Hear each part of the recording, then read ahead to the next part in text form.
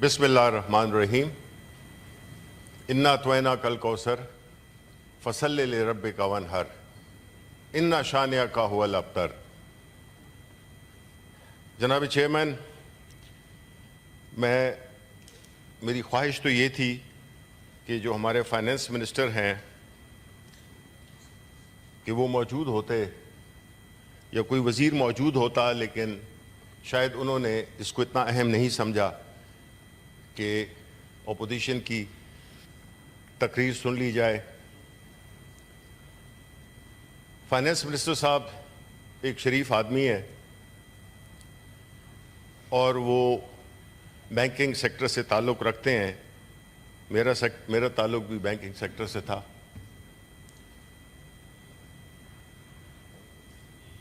اچھے آدمی ہیں، لیکن انہوں نے جو فیصلہ کیا اس حکومت میں آنے کا، میرا خیال ہے یہ ان کی زندگی کا سب سے،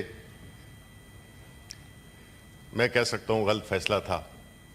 اس کی وجہ یہ ہے کہ حکومت میں آنا، پاکستان کے عوام کی خدمت کرنا، یہ بہت بڑا اعزاز ہے، اور خاص طور پہ وزارت خزانہ، یہ ایک بہت آنر کی بات ہے۔ لیکن یہ آنر اور یہ فخر اس وقت آدمی کو میسر ہوتا ہے یا اس کا حقدار ہوتا ہے جب وہ کسی لیجٹمیٹ گورنمنٹ کا حصہ ہو۔ جو موجودہ حکومت ہے وہ لیجٹمیسی سے آ رہی ہے۔ جس طریقے سے یہ حکومت آئی سب کو پتہ ہے، جس طرح سے یہ حکومت بنائی گئی سب کو پتہ ہے۔ تو ایسی صورتحال میں کیا ہوتا ہے کہ جب کوئی حکومت عوام کے مینڈیٹ سے نہ آئی ہو، اس میں لیجٹمیسی کا فقدان ہوتا ہے۔ کیا فرق ہوتا ہے ایک ڈکٹیٹرشپ میں اور ایک الیکٹڈ گورنمنٹ میں؟ ڈکٹیٹرشپ میں وہ لیجٹمیسی نہیں ہوتی ہے کیونکہ اس میں عوام کی سپورٹ حاصل نہیں ہوتی۔ ڈیموکریٹک گورنمنٹ میں جو ڈیموکریٹک حکومت ہوتی ہے وہ اپنے مینڈیٹ جو عوام نے اس کو دیا ہوتا ہے، اس کی ایک مورل سٹرینتھ ہوتی ہے، اس کی لیجٹمیسی ہوتی ہے۔ اس لیے وہ یہ مختلف قسم کے فیصلے، جس میں کہ آپ کو سخت فیصلے کرنے پڑتے ہیں،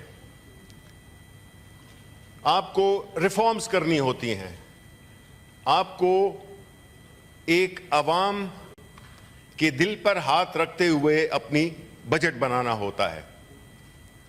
لیکن جب آپ میں لیجٹمیسی کا فقدان ہو تو نہ تو آپ کے پیچھے سپورٹ ہوتی ہے، نہ آپ کے اندر وہ مورل سٹرینتھ ہوتی ہے جس کی بنیاد پہ آپ فیصلے کر سکیں۔ یہ بجٹ بھی عکاسی کرتا ہے اس حکومت کی، اس فائنانس منسٹری کی جس کی حکومت کی کوئی لیجٹمیسی نہیں ہے، اور وہ ان اقدامات سے نظر آتا ہے کہ نمبر 1 کہ اس میں نہ تو کوئی اکنامک ویژن نظر آتا ہے، اور نہ اس میں ملک کو جو ایک بھکاری بنا دیا گیا ہے اس سے جان چھڑانے کی کوئی چھوٹی سی کوشش بھی نہیں کی گئی۔ یہاں پہ میں یہی کہوں گا کہ میرے والد صاحب نے بڑے آرٹیکولیٹلی اس کو کیپچر کیا ہے، اور وہ کہتے ہیں، میں تو اس صبح درخشاں کو تونگر جانوں، میں تو اس صبح درخشاں کو تونگر جانوں جو میرے شہر سے کشکول گدائی لے لے۔ یہ جو کشکول گدائی ہے یہ خاصہ رہا ہے۔ ہم کیسے پہنچے اس نہج پہ؟ یہ صحرا اس ملک کی معاشی بدحالی یا اس ملک کی جو اداروں کی بدحالی، اس کا صحرا اگر آپ دیکھیں چیئرمین صاحب آپ برا نہیں منائیے گا، اگر ہم دیکھیں کہ جب 1971 کے بعد جو ویسٹ پاکستان تھا، جو پاکستان بنا، اس وقت سے لے کر دو segments of Pakistani society have governed this country. One is Pakistan Muslim League Noon, other is Pakistan People's Party, and the same tenure has been shared by dictatorships. اس میں پی ٹی آئی کا کوئی ہاتھ نہیں ہے، کیونکہ P T I تو اقتدار میں آئی 2018 میں، 2013 میں پروونس میں ہم نے گورنمنٹ بنائی. اگر ہم یہ دیکھیں کہ یہ جو سفر ہے پچھلے تقریباً 50 سال کا، اس سفر میں جو گاڑی جو تھی وہ کس کے ہاتھ میں تھی؟ وہ ان دو پولیٹیکل سائٹ پہ، یہ دو پولیٹیکل پارٹیز، باقی ان کے ساتھ جو بھی ان کے ہواری تھے، اور ڈکٹیٹرشپس کی. اب جو بجٹ پیش کیا گیا ہے اس میں ہم نے یہ دیکھا ہے کہ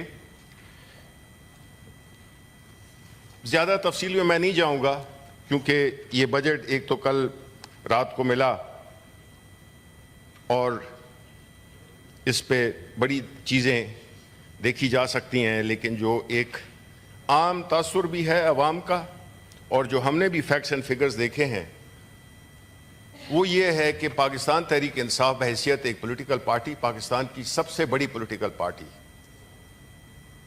دونوں ہاؤسز میں.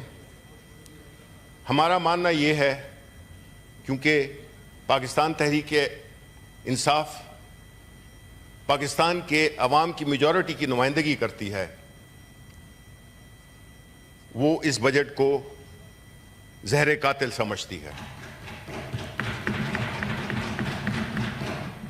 پاکستان تحریک انصاف اور پاکستان کے عوام ایک طرف کھڑے ہیں، اور جو اشرافیہ کے نمائندے اور ایک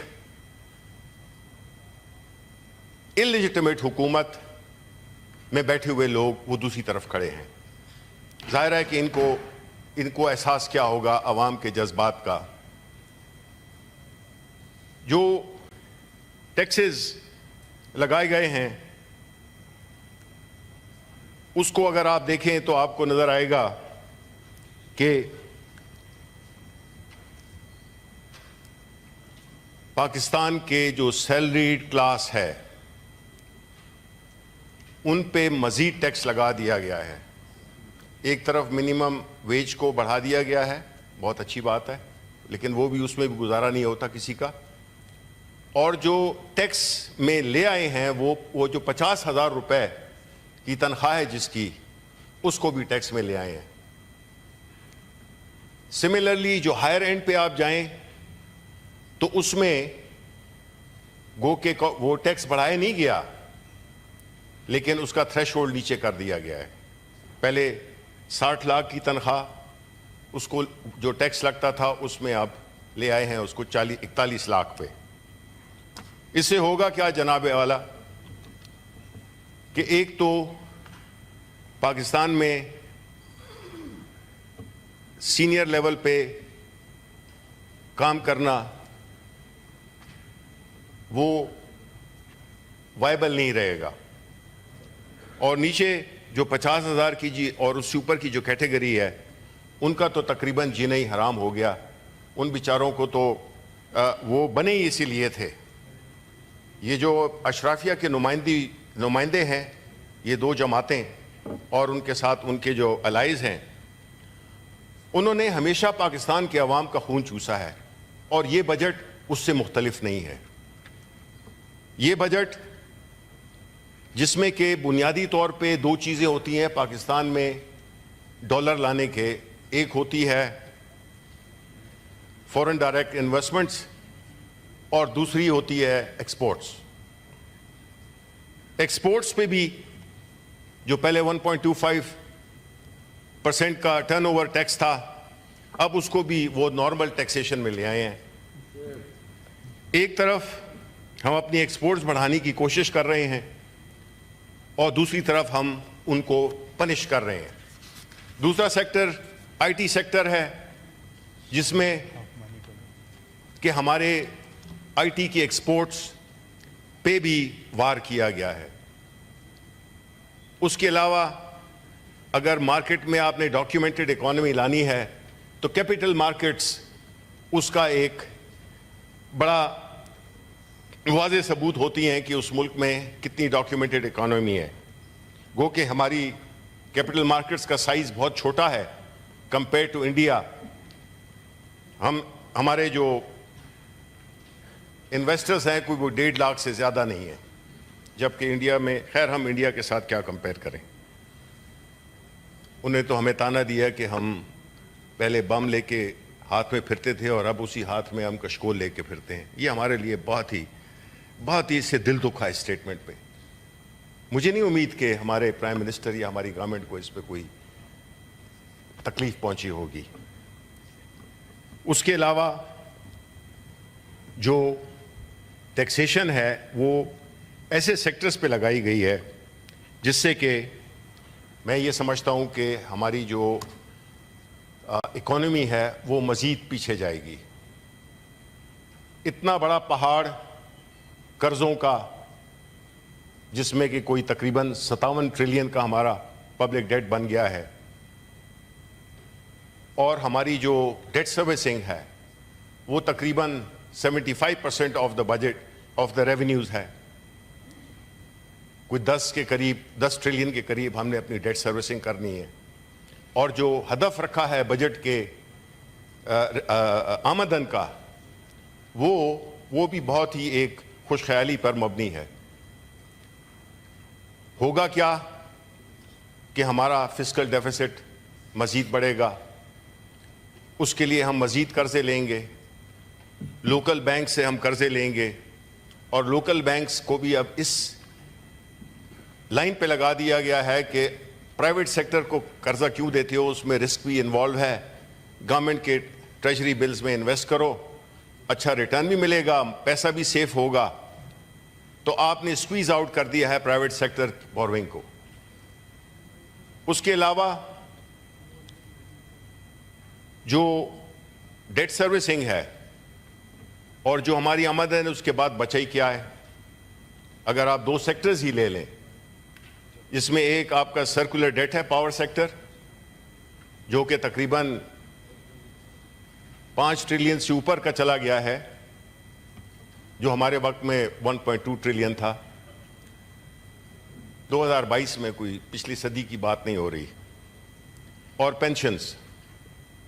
پینشنز میں آپ کو معلوم ہے کہ جو فرسٹ ٹائم پینشنرز ہیں ان کو 1.2 ٹریلین سے زیادہ کا ان کا تخمینہ ہے۔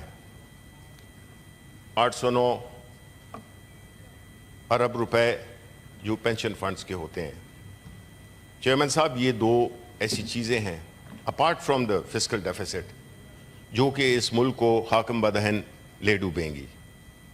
ایکسپورٹس، اس پہ بھی ہم نے وار کیا۔ ہمارے جب ابھی جو اہداف ہیں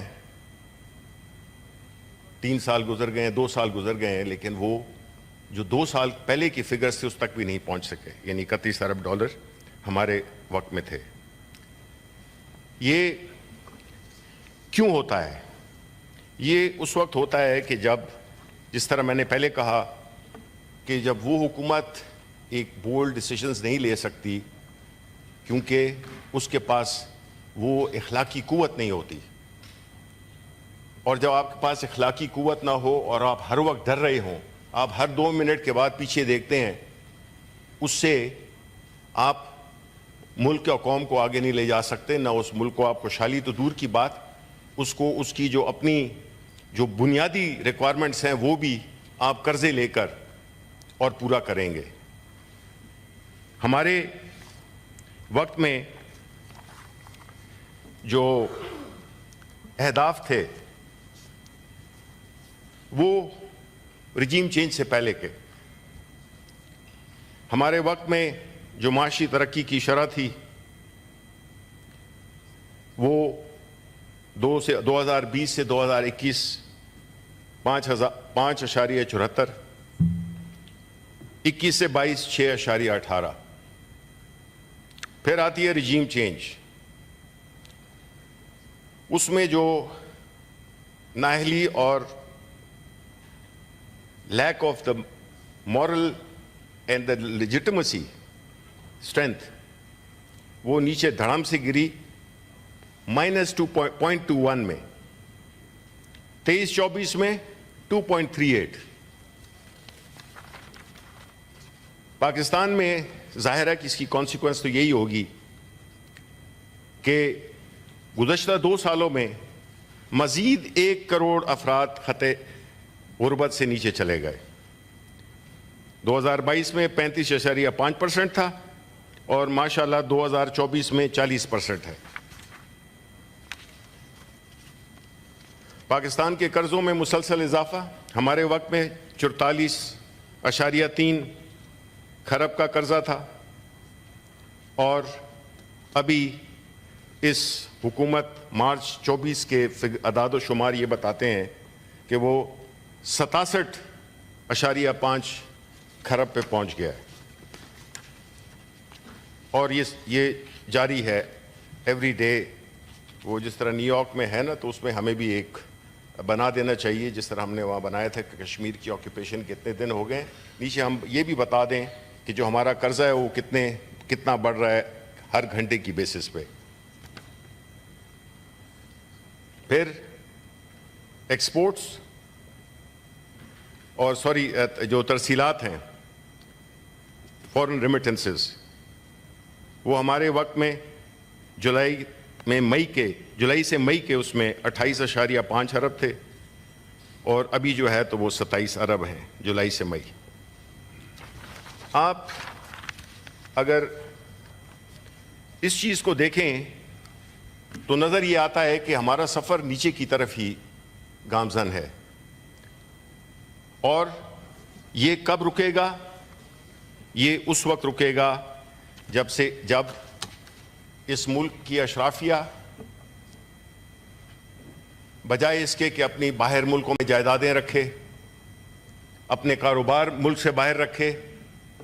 ریسنٹ خبر جو آپ کو ملی تھی دبئی میں صرف 11 ارب ڈالرز کی پراپرٹیز. یورپ اور امریکہ اور باقی ملکوں کی تو کوئی انتہائی نہیں ہے. جناب والا اگر آپ فرینچ ریولوشن کا بیک گراؤنڈ دیکھیں تو وہ ہائی پبلک ڈیٹ کی وجہ سے ایک مین کاز تھی اور وہاں پہ بھی یہی تھا کہ کوئی 2000 کے قریب اشرافیہ اس وقت کی اگر آپ کتاب پڑھیں چارلز ڈکنز کی ٹیل آف 2 سٹیز تو اس میں اس کا بڑی خوبصورتی سے احاطہ کیا گیا ہے. جب قربانی کی بات آئے تو پاکستان کے عوام دیں اور جب عیاشی کی بات آئے تو اشرافیہ آگے آگے ہو. یعنی یہ اس ملک کی اشرافیہ جو کہ بہت کم تعداد میں ہے اس نے اپنا تسلط قائم کیا ہوا ہے 225 ملین کے لوگوں پر، عوام پر. اگر یہ لوگ اپنی جائیدادیں اگر ان کو اس ملک سے اتنی محبت ہے جو کہ یہ کہتے ہیں اور جس پہ یہ سیاست کرتے ہیں تو وہ جائیدادیں جو کہ انہوں نے ملک سے باہر بنائی ہوئی ہیں، وہ پیسے جو انہوں نے مختلف بینکوں میں رکھے ہوئے ہیں فورن بینکس میں، اس کو لے آئیں تو اس ملک میں ہمارا جو قرضہ ہے وہ ختم ہو جائے گا اور ساتھ میں اٹونمنٹ بھی ہو جائے گی کہ آپ نے اپنے گناہوں کی معافی مانگ لی، کیونکہ یہ سب کچھ تو یہاں پہ رہ جانا ہے. جواب تو ادھر کے علاوہ اوپر کو دینا ہے. جو ادھر کا جواب ہے اس کے لیے آپ نے ادارے بنائے جس کو کہتے ہیں نیب. اگر آپ نیب کو دیکھیں تو یہ وہ ادارہ ہے جس نے کہ سپوزٹلی یہ ایک احتساب کمیشن بنایا تھا پاکستان مسلم لیگ نون نے، سیف الرحمان تھے غالباً اس کے کرتے دھرتے، اور وہ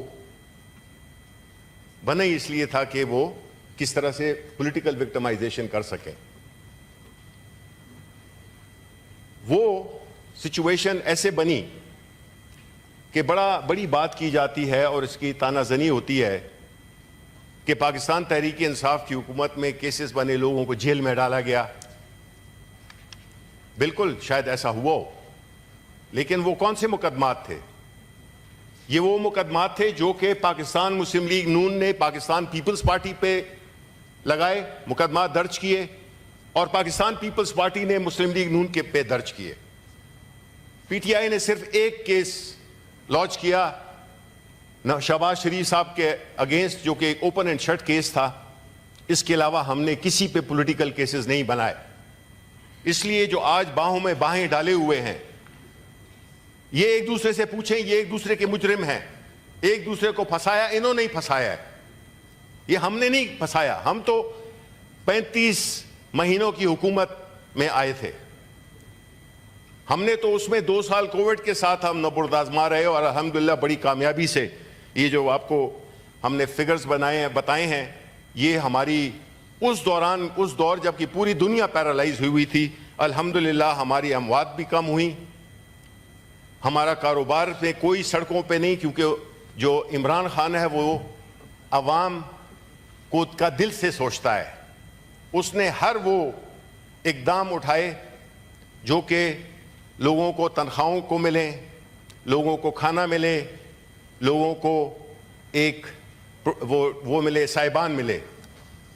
اس کے باوجود بھی ہم نے الحمدللہ 6.1 کی گروتھ دکھائی، اور ہم نے قیمتی جانوں کو بھی بچایا. لیکن جو ہوا آپ کے ساتھ، ہم نے تو اس کو امپلیمنٹ کرنے کی کوشش کی، کیونکہ پہلے تو آپ فکس میچ کھیل رہے تھے، ایک دوسرے پہ مقدمات، اپنے آپ ایک دوسرے کو بلیک میل کرنے کے لیے. جب پاکستان تحریک انصاف کی حکومت آئی، ہمارا یہ مینیفیسٹو تھا کہ ہم اکاؤنٹیبلٹی کریں گے، اور ہمیں فیسیلیٹیٹ کیا گیا، ہمیں بتائے گئے کہ جی یہ ثبوت بھی ہیں، لیکن پھر انہی کو انسٹال کر دیا گیا. یہ میرا خیال ہے کہ اس ملک سے دشمنی کے زمرے میں آتی ہے. نیب جس کے قوانین کو ہماری حکومت میں ہمیں فیٹف کے نیگوسیشن میں ہمیں بلیک میل کرنے کی کوشش کی گئی، اور ایک ایسا این آر او مانگا گیا کہ جس میں پریکٹیکلی وہ آج بھی ہمارے پاس وہ نسخہ موجود ہے، اور وہ نام ابھی بھی ہمارے ذہن میں نقش ہیں کہ کون سے کس پارٹی کے کون سے لوگ اس میں شامل تھے جنہوں نے ہم سے میٹنگ کی. اتفاق سے میں بھی اس میٹنگ میں تھا. اس سے ہوا کیا کہ آپ نے پریکٹیکلی آپ چاہتے تھے کہ جو کرپشن ہے وہ ایک قسم کی لیگلائز ہو جائے. اس کے بعد جو آپ نے جو اس میں امینڈمنٹس کی وہ انتہائی مذاق خیز تھی. اس میں پریکٹیکلی آپ نے وائٹ کالر کرائم کو بالکل جائز قرار کر دیا. آپ نے 50 کروڑ سے نیچے کی کرپشن کو کرپشن ہی نہیں مانا. آپ نے جو فیملی کے اکاؤنٹ ہوتے ہیں اس کو بھی آپ نے علیحدہ کر دیا. غرض یہ کہ ایسی امینڈمنٹ کی کہ جس سے کرپشن تقریباً جائز ہو گئی. اب جو نیب کی پرفارمنس ہے وہ اگر آپ دیکھیں تو یہ 2000 میں بنا تھا، یہ جنرل مشرف نے بنایا تھا. 2000 سے 2017 تک جو ریکوریز انہوں نے کی وہ 295 ارب کی تھیں. پاکستان تحریک انصاف کی حکومت میں جو کہ 2018 سے 21 اس میں ہماری ریکوریز 426 ارب روپے تھی. اس کی وجہ کیا تھی کہ ہماری گورنمنٹ میں کمٹمنٹ تھی، ہم اس ملک میں جو لوٹا ہوا پیسہ ہے اس کو آپ واپس ہم لا رہے تھے عوام کے لیے. جناب چیئرمین، یہ جو ایک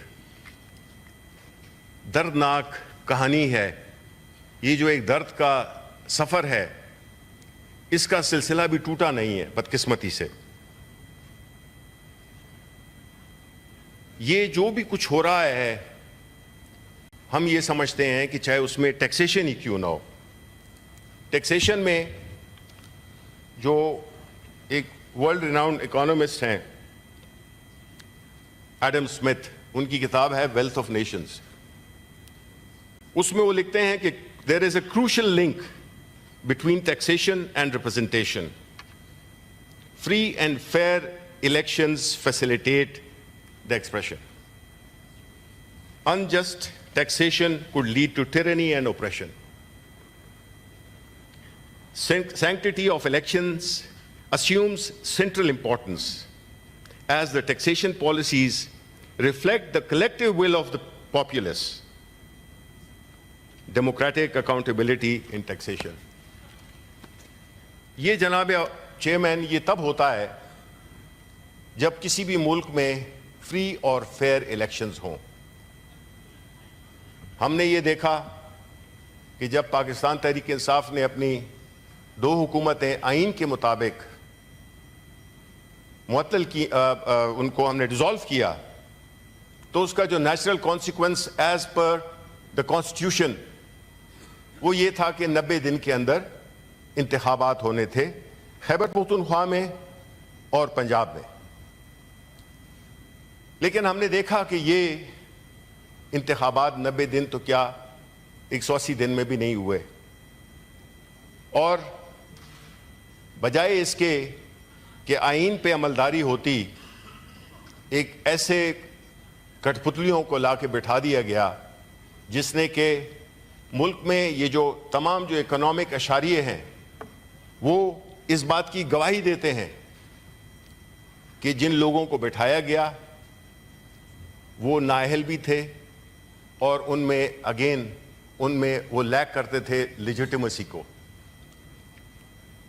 اس کے بعد ایک ظلم و جبر کا سفر شروع ہوا جس میں کہ پاکستان تحریک انصاف کے قائد، پاکستان کی سب سے بڑی جماعت کے قائد، پاکستان سے سب سے پاپولر پارٹی کے قائد، ان کو جیل میں ڈالا گیا، لیڈرشپ کو پرسیکیوٹ کیا گیا، ورکرز کو پرسیکیوٹ کیا گیا. آج بھی ہمارے ہزاروں پولیٹیکل ورکرز، ہماری لیڈرشپ جیلوں میں ہے. اس ایوان کا ایک ممبر بھی جو کہ اعجاز چودھری ہیں، جن کے پروڈکشن آرڈر کے لیے ہم بارہا ریکویسٹ کر چکے ہیں، لیکن وہ شاید اتنے خطرناک ہیں کہ ان کو ہم اس ایوان میں نہیں لا سکتے.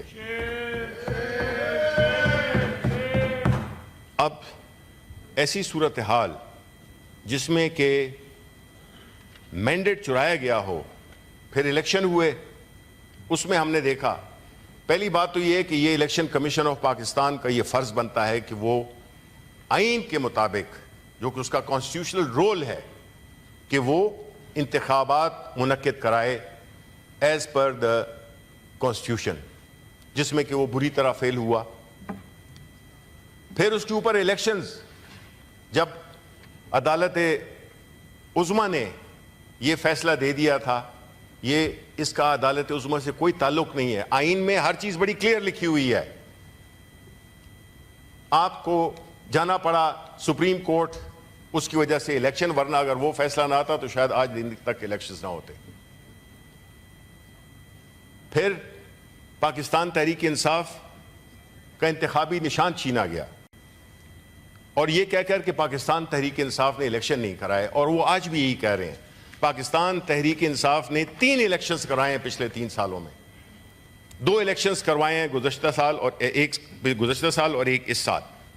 لیکن جب آپ نے طے کر لیا ہے کہ ہم نے پاکستان تحریک انصاف کے الیکشن کو نہیں مانا، نہیں مانیں گے جو کچھ بھی ہو جائے، جب آپ ایک فریق بن جائیں،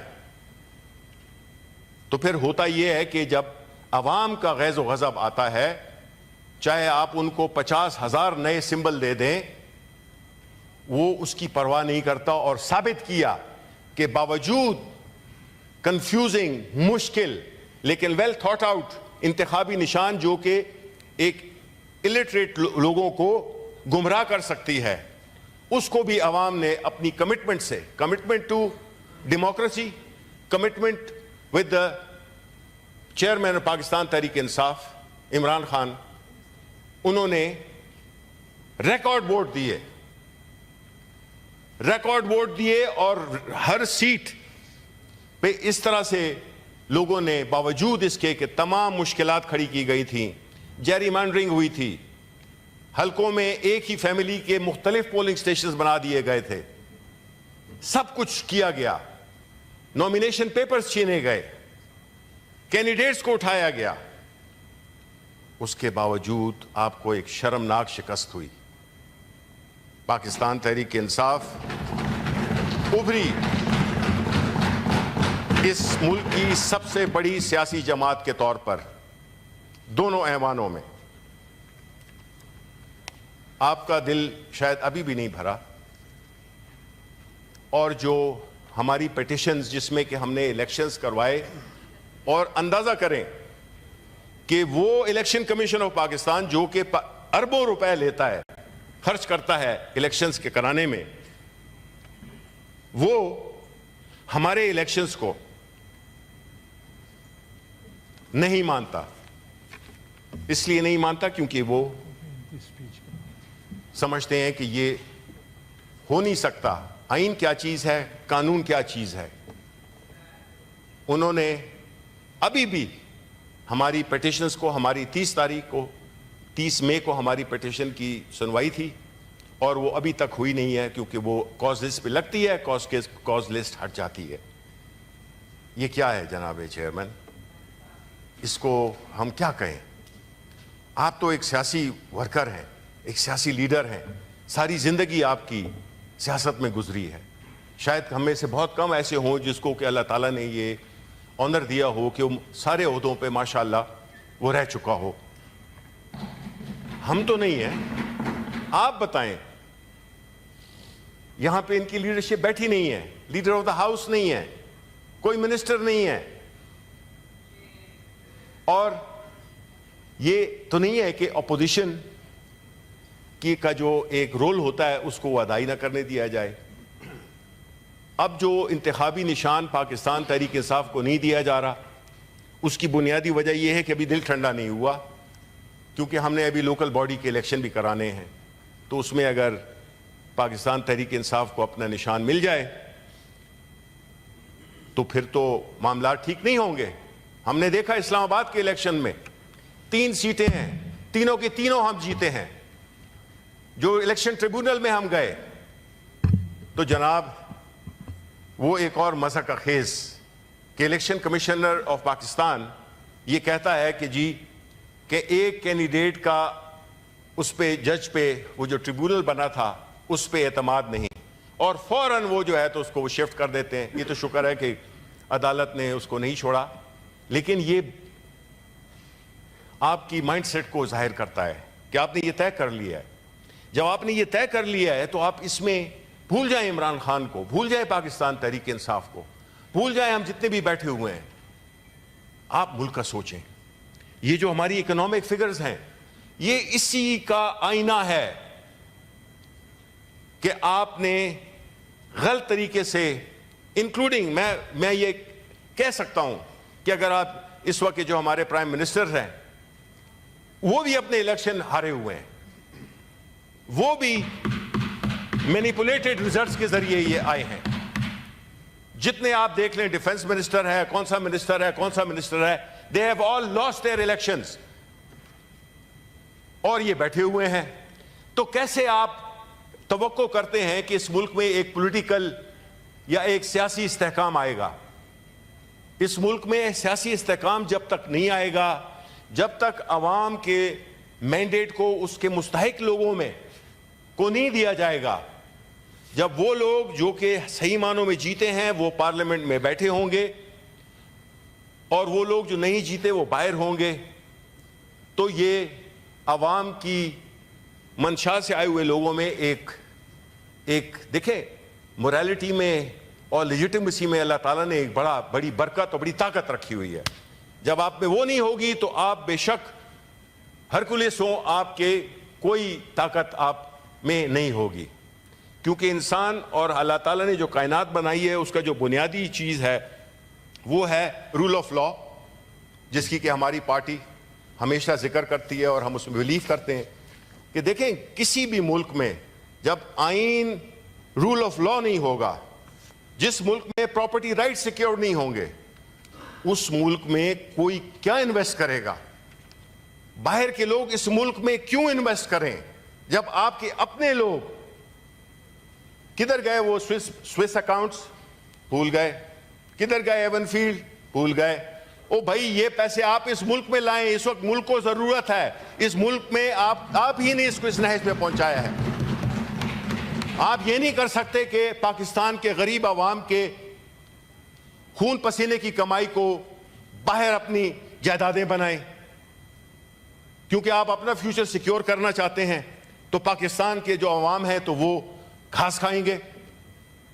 پاکستان کے عوام جس میں کہ میجورٹی ینگ لوگوں کی ہے، وہ کس طرح سے اپنا مستقبل دیکھیں گے؟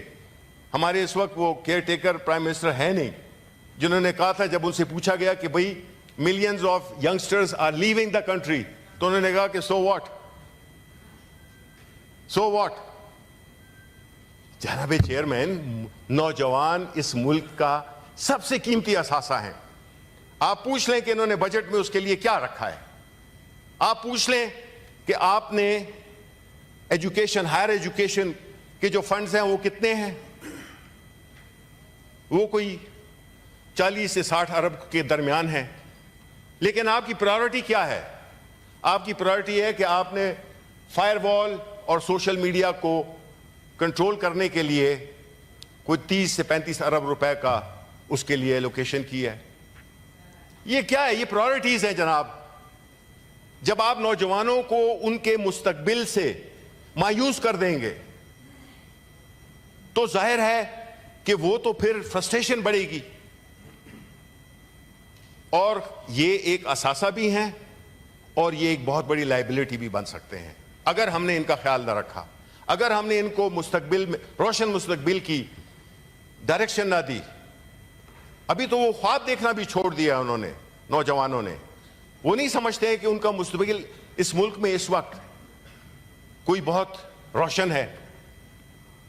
Coming back to election commission of Pakistan, آپ مجھے بتائیں چیئرمین صاحب، once again I say that you are a political person and you have fought many elections. I don't want to quote the example of our enemy country. ابھی elections ہوئے ہیں، وہاں پہ 800 million سے زیادہ لوگوں نے ووٹ کیا ہے۔ کتنے ہزاروں پولنگ سٹیشن تھے، لاکھوں پولنگ سٹیشنز تھے۔ ایک جگہ پہ ایک بندہ رہتا تھا، اس کے لیے بھی پولنگ سٹیشن بنایا انہوں نے۔ 1 مہینے کا دورانیہ تھا اس پورے الیکشن کا، ای وی ایم کے ذریعے بنایا، کنڈکٹ کیا۔ ایک آواز اٹھی ہے کہ الیکشن ریگ تھا۔ انتقال اقتدار کیسے ہوا؟ جناب چیئرمین، ہم بھی اس صف میں شامل ہونا چاہتے ہیں کہ یہ ملک ہمیشہ اسی لیجیٹمیسی کی جنگ لڑتا رہا ہو کہ الیکشن جیتا ہے، یہ جیتا ہے، وہ نہیں مانتا، ہارنے والا بھی نہیں مانتا، اور جیتنے والا کہتا ہے کہ جی میں جیت گیا ہوں۔ اس قسم کی چیز ہمارے پولیٹیکل سسٹم کو بالکل ہی اس نے کھوکھلا کر دیا ہے۔ کیوں نہیں ہم اپنے الیکشنز فری اینڈ فیئر کرا سکتے؟ اس لیے کہ جو ویسٹڈ انٹرسٹ ہیں، جس میں کہ مجھے بہت افسوس ہے کہ آپ کی پولیٹیکل پارٹی بھی شامل ہے، پاکستان نون بھی شامل ہے، ایم کیو ایم بھی شامل ہے، اور باقی جو پولیٹیکل پارٹیز ہیں۔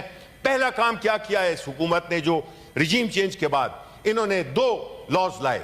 ایک لا لائے کہ ای وی ایم کو ختم کر دیا، جو کہ ہم لائے تھے اپنی حکومت میں، اور مجھے فخر ہے کہ ایز سائنس ٹیکنالوجی منسٹر میں نے اس مشین کو ایک حقیقی شکل دی۔ لیکن ہم نے یہ دیکھا کہ وہ پہلا ہدف تھا جب یہ رجیم چینج ہوا کہ وہ لاز کو اور نیب لاز کو چینج کیا گیا۔ اگر ای وی ایم آپ نہیں چاہتے تھے، جو کہ ہمیں پتہ چل گیا تھا کہ دیور الیکشن کمیشن آف پاکستان کے پاس میں ہزاروں دفعہ گیا، وہ ہمیں ہمیشہ جو ہے تو ہی واز پلئنگ ڈیفیکلٹ، پتہ چل جاتا تھا، it was written all over here کہ وہ نہیں چاہتے ہیں۔ پریزیڈنٹ نے ان کو بلایا، انہوں نے ہی ریفیوز ٹو گو دیئر۔ ہم چاہتے تھے کہ اس ملک میں، حالانکہ ہم نے اپنی حکومت میں جو سٹنگ حکومت ہوتی ہے وہ ہمیشہ چاہتی ہے کہ وہ انفلوئنس کرے، لیکن چونکہ پاکستان تحریک انصاف ایک ڈیفرنٹ پارٹی ہے، ہم نے چاہا کہ جی اس ملک کا جو سلوشن ہے، پہلا پولیٹیکل سٹیبلٹی وہ کیسے لائی جائے، وہ لائی جا سکتی ہے فری اینڈ فیئر الیکشنز کے ذریعے.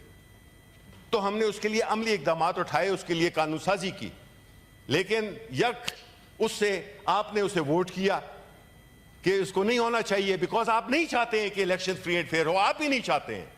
with 1,000 apologies, that's a fact that your parties don't want a free and fair election, which is the root cause of all this mess that we see, be it the economy, be it the society, be it anything, the progress of this country. وہ نہیں ہو رہا. اس کی وجہ، بنیادی وجہ یہ ہے، یہاں پہ رول آف لا نہیں ہے. جب رول آف لا نہیں ہوگا تو پھر جنگل کا قانون ہوگا، اور جنگل کا قانون ہوگا، اس میں پھر کوئی محفوظ نہیں رہ سکتا. آپ ہو سکتا ہے کہ ایک عہدے پہ بیٹھے ہوئے ہیں، ہم شاید کسی عہدے پہ، کم عہدے پہ ہیں، لیکن جو عام آپ کے جو بچے ہیں، اور چیئرمین صاحب آپ نے تو میں دکھ کے ساتھ کہتا ہوں کہ آپ نے تو یو ہیو سفرڈ دس، آپ تو اس کرب سے گزر چکے ہیں کہ آپ کا اپنا بیٹا بڑی سختی سے گزرا اور الحمدللہ کہ وہ واپس آ گیا. لیکن کتنے لوگ واپس آئیں گے؟ جناب چیئرمین، ہم یہ سمجھتے ہیں کہ اس ملک کو، یہ ہمارا ملک ہے. دیکھیں، ہمارے ملک نے، ہمارے بڑوں نے بڑی قربانیاں دی ہیں. اس کے لیے ہر قسم کی قربانیاں دی گئی ہیں. لوگوں نے جائیدادیں چھوڑیں، قتل عام ہوا، کیا کیا ہوا، کس ٹراما سے گزرے. ہماری جو پیدائش تھی وہ سیزیرین تھی، وہ بڑی مشکل پیدائش تھی. ہم وہ سب کچھ بھول کے اور ایسی چیزوں کے پیچھے لگ گئے ہیں جس میں کہ اقتدار صرف جو ہے تو آپ کا ٹارگٹ ہے. آپ صرف اپنی ذاتی مفادات کو چیزوں کی نظر سے دیکھتے ہیں، جو بھی پالیسیز بناتے ہیں. آپ نے کل ایک بڑا عجیب سا واقعہ ہوا جس میں کہ پاکستان پیپلز پارٹی نے شروع میں کہا کہ جی ہم اجلاس سے بائیکاٹ کرتے ہیں، ہم اجلاس میں شرکت نہیں کریں گے. کچھ دیر بعد پتہ چلا کہ انہوں نے جوائن کر لیا ہے. یہ طریقے، میرا خیال ہے پیپلز پارٹی، جو کہ ایک عظیم لیڈر ذوالفقار علی بھٹو، شہید بی بی بے نظیر کی پارٹی تھی. اب ہم دیکھتے ہیں کہ اس میں وہ جو ایک نظریاتی طبقہ ہے اس پارٹی میں، جس میں میرے بڑے بھی شامل رہے ہیں، وہ ایک ایسی پارٹی بن گئی ہے جو کہ مفاداتی سیاست کر رہی ہے، وہ نظریاتی سیاست نہیں کر رہی. اسی وجہ سے وہ سندھ تک محدود ہو گئی ہے. انہوں نے مختلف لے دے کے چکر میں کہ وہ ہم حکومت میں نہیں بھی ہیں اور ہیں بھی. جب ذمہ داری کی بات آئی، جی نہیں ہم تو نہیں تھے. نہیں، عوام سر ناک سے کھانا نہیں کھاتی ہے، منہ سے کھاتی ہے. آپ ان کو وہ نہیں بنا سکتے ہیں، بیوقوف نہیں بنا سکتے. آپ، مجھے پتہ نہیں یہ کہنا چاہیے نہیں کہنا چاہیے کہ آپ، مجھے لگتا ہے کہ کچھ چیزیں آپ کو اب جو MKM2 کی طرف بننے جا رہے ہیں آپ، کہ جی جو آپ کا وہ ہے اس کو بلیک میل کرو اور ایکسٹریکٹ بینیفٹس. سر یہ this is not politics. We did not, people like me at least, people like Ali Zafar, people like all sitting here, we did not join politics because we wanted to become rich. اپنے اپنے professions میں الحمدللہ ہم نے کامیابی سے، ایمانداری سے اپنی زندگی گزاری. آئے تھے باہر ملکوں میں، ہم نے کام کیا، بڑا عرصہ باہر ملکوں میں کام کیا، اور وہی والی بات ہے کہ ہم وہاں سے پیسے لے کے یہاں پہ آئے.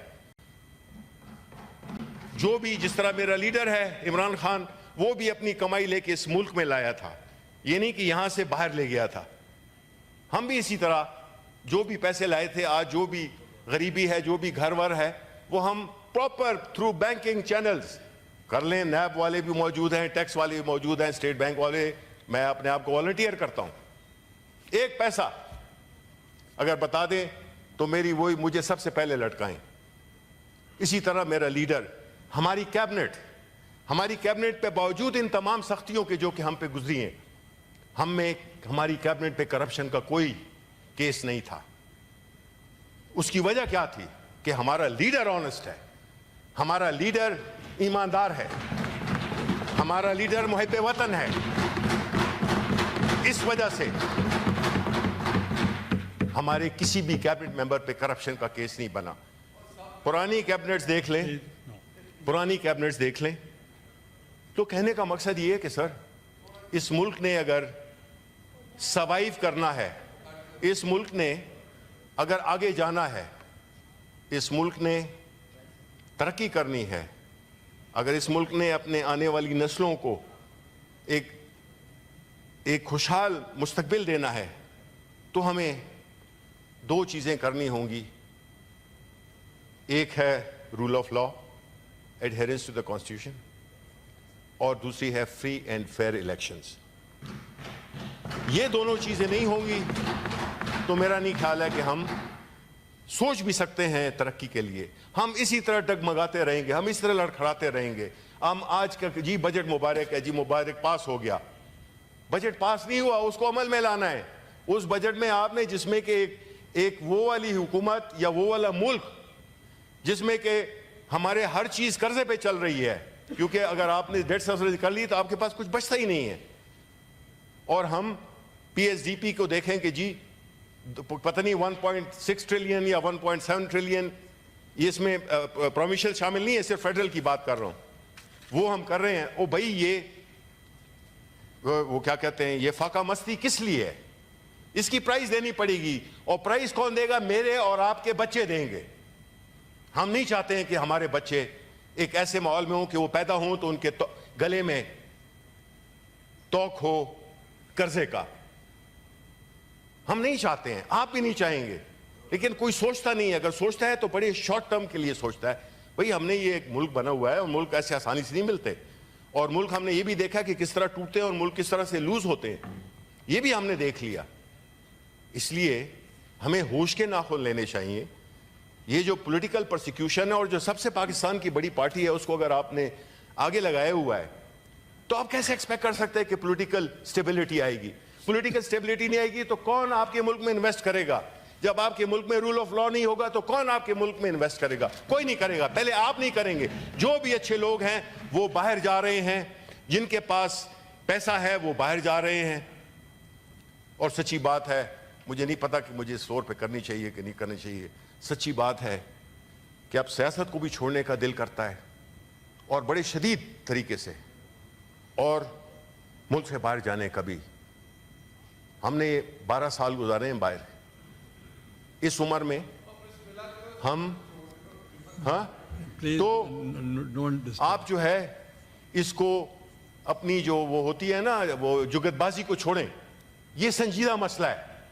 اس ملک کو کی سلامتی کو اس وقت اس پہ بڑے سوالیہ نشان بن گئے ہیں, کیونکہ آج کل کے زمانے میں ملک کسی ملٹری اٹیک سے نہیں ٹوٹتے ہیں, وہ فرام ود ان امپلوڈ بھی ہوتے ہیں, اور اس کے ساتھ ساتھ جو بینکرپٹ ہوتے ہیں, یا پھر خدا نہ خواستہ اور کوئی غلط طریقہ ہو سکتا ہے جس سے کہ ہمارا ملک دو چار ہو. ہم افورڈ ہی نہیں کر سکتے ہیں, بیکاز ہماری اکنامک سچویشن, ہماری جو سوشل کوہیژن ہے, وہ اتنی کمپرومائز ہو چکی ہے کہ ہم اس کو مزید آگے نہیں لے جا سکتے. لہٰذا آخری کامنٹس میرے یہی ہیں کہ مجھے بڑا اچھا لگتا ہے جب میں